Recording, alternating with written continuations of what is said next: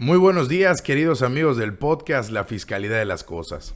Les habla, como siempre y hasta ahora, Michelle Wabi, y el día de hoy vamos a abordar en su parte sustancial el recurso de revocación ante el SAT, el cual, hay que decirlo, pues es un tema de defensa fiscal que se ha ido perdiendo poco a poco, pero que puede resultar fundamental para los intereses del contribuyente hoy en día, en especial contra las facultades de comprobación presuntivas por parte de la autoridad tributaria. Sin mayor preámbulo, comenzamos. Déjenme iniciar nuestro podcast del día de hoy con la siguiente frase. Si la recaudación de impuestos entre el fisco y el contribuyente se considera una guerra, el recurso de revocación es nuestro primer campo de batalla. El análisis de la frase se los dejo para el final del episodio. Por el momento, vamos a definir nuestro recurso de revocación, que en palabras de la propia autoridad hacendaria, se le considera como el medio de defensa que nos permite impugnar actos o resoluciones definitivas de la autoridad fiscal si consideramos que no fueron emitidas tomando en cuenta las disposiciones legales, esto es, que no se ajustan a derecho. Así de simple, así de sencillo decidió definir nuestra autoridad el recurso, lo cual yo no lo considero un error, porque estos medios de defensa que se promueven ante las propias autoridades deben regirse bajo los principios de sencillez, inmediatez, certeza, confianza, economía procesal y sobre todo imparcialidad. Y esta última es la que representa el gran problema, aunque bueno, eso lo veremos más tarde. Es de suma importancia mencionar para iniciar que el recurso de revocación ante el Servicio de Administración Tributaria por ministerio del propio Código Fiscal de la Federación es de tramitación optativa. Esto es, no resulta obligatorio para el contribuyente. En palabras llanas, si no lo queremos promover, lo podemos ignorar. Pero en este podcast les vamos a dar recomendaciones de por qué sí presentarlo y por qué puede ser una buena idea, debido a las ventajas que representa para nuestra defensa fiscal. A grandes rasgos, la tramitación del recurso de revocación resulta fácil, y si me lo permiten, voy a tratar de simplificarla o resumirla en unos cuantos pasos. Primero, que nos notifiquen un acto o resolución que nos cause agravio, y lo vamos a impugnar, pues contamos con un plazo de 30 días hábiles para promoverlo.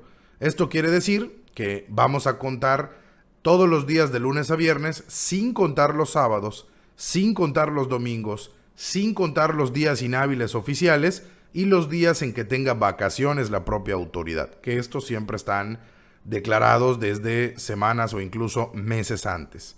Y si se dan cuenta, como ya hemos mencionado, son los mismos 30 días que tiene el contribuyente para iniciar el juicio contencioso que hemos atendido en capítulos anteriores. Es un término homologado, por ello que resulte optativo si usamos esos 30 días para el juicio de nulidad o si usamos esos 30 días para nuestro recurso de revocación.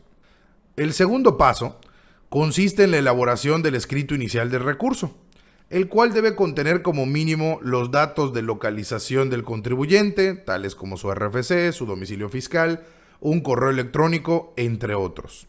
Debe contener también el acto o resolución que le causa afectación, los conceptos de impugnación en contra del acto y sobre todo las pruebas en las que sustentamos nuestras acciones y que nos van a permitir probar los extremos de nuestra pretensión.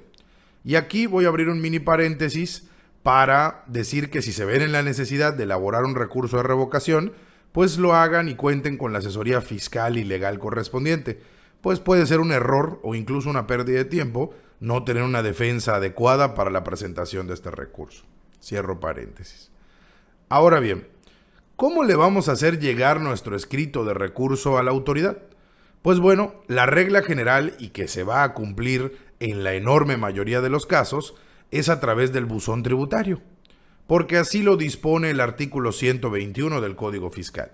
Sin embargo, para algunos contribuyentes, en especial para los agapes, es decir, los que se dedican al sector primario, como pueden ser actividades agrícolas, ganaderas, silvícolas o la pesca, podrán presentarlo, según la propia miscelánea fiscal 2.18.1, de manera física a través de las oficinas de la autoridad emisora o a través del Servicio Postal Mexicano por correo certificado con acuse de recibo. En cualquiera de los dos casos, la realidad es que casi siempre se va a presentar en el buzón tributario. Déjenme hacer una anotación al margen aquí, porque pues quienes han tenido la mala fortuna, vamos a llamarle, de tener que presentar un recurso de revocación a través de nuestro buzón tributario, saben que esto puede resultar un verdadero calvario para el contribuyente. Y déjenme me explico. Aquí en la Fiscalidad de las Cosas estamos a favor de la digitalización de nuestros procesos fiscales, incluso de los procesos jurisdiccionales y la verdad es que en general de todos los trámites y medios de defensa ante cualquier autoridad, pero siempre que esto no implique un obstáculo para el contribuyente. Y digo un obstáculo porque como todo sistema informático, el buzón tributario tiene muchos defectos en los que seguramente el SAT está trabajando para mejorar, pero en lo que lo logra reparar dichas anomalías, pues el proceso para los contribuyentes se complica, pues la carga de los archivos suele ser lenta y sobre todo restringida, dado que el sistema informático que se utiliza solo permite una capacidad limitada de megas para el peso de los archivos PDF que se van a subir o que se van a cargar a este sistema. Y esto deriva en muchas ocasiones en que nos vemos obligados a dividir los archivos PDF en varias partes, porque uno solo sobrepasa el requisito de capacidad máxima permitida. Entonces nos podemos llevar pues hasta un par de horas en subir nuestro recurso, y eso si nuestra sesión en la página no caduca y debemos de volver a empezar de nuevo. Dicho lo anterior, se agradecen las buenas intenciones de digitalizar el proceso de fiscalización y se agradecen los esfuerzos de actualización y mejora continua en los sistemas de información de la autoridad hacendaria.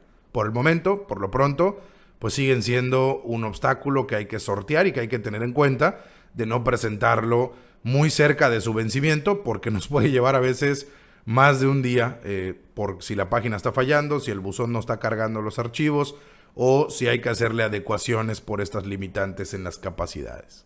Pero bueno, una vez que hemos enviado nuestro recurso de revocación y lo hemos acompañado de todas nuestras pruebas, la autoridad fiscal cuenta con un plazo de 3 meses para resolverlo, y en caso de que pasen esos 3 meses y no se pronuncie la autoridad al respecto, debemos considerar que nos ha resuelto el recurso en contra, es decir, que se han confirmado el acto que nos causaba un agravio, y esto lo conocemos en derecho como una resolución negativa ficta, que no es más que el silencio de la autoridad al no emitir una resolución en el tiempo establecido por la propia ley. Y como tercer y último paso, tenemos la resolución del recurso, la cual, en la gran mayoría de los casos, va a ser una resolución expresa.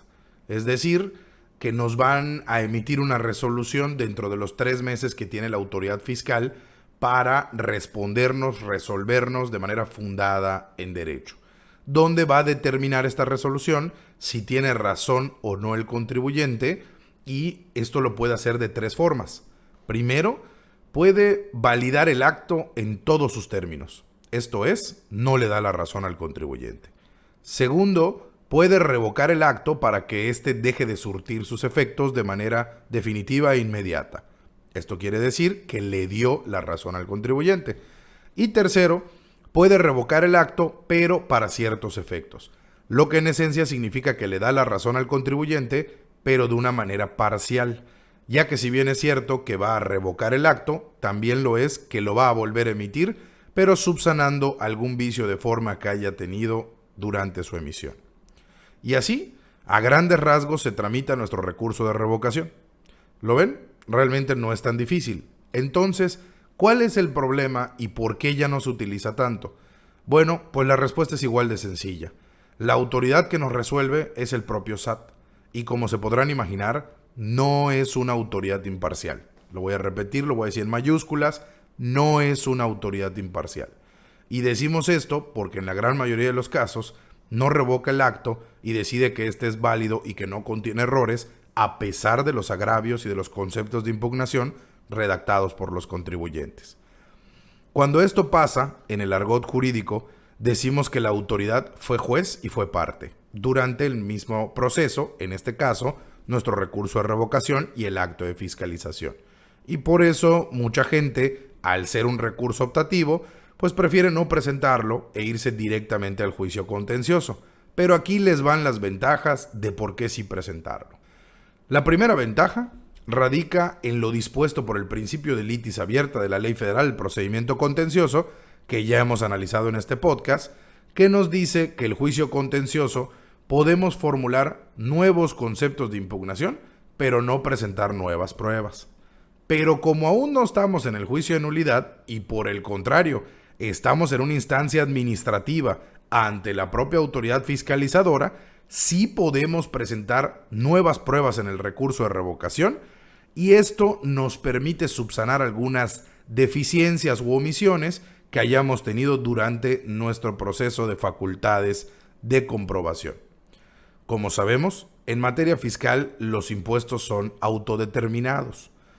Esto quiere decir que el propio contribuyente es el que calcula los impuestos, calcula cuánto debe pagar y lo entera. Pero si la autoridad nos revisa, pues la carga de la prueba está en nuestra contra, porque pues somos los que tenemos que presentar toda nuestra contabilidad extendida para demostrar que nuestro cálculo fiscal fue correcto y de ahí que el recurso de revocación resulta útil y encuentra su primera ventaja. Pues si durante el proceso de fiscalización no entregamos algún documento, contrato, papel de trabajo, pues lo podemos hacer en este medio de defensa. Como todavía estamos ante la propia autoridad que nos está fiscalizando, con toda la libertad y con todas las ventajas de la ley, podemos presentarle documentos que se nos hayan olvidado o que hayamos omitido durante el proceso de fiscalización.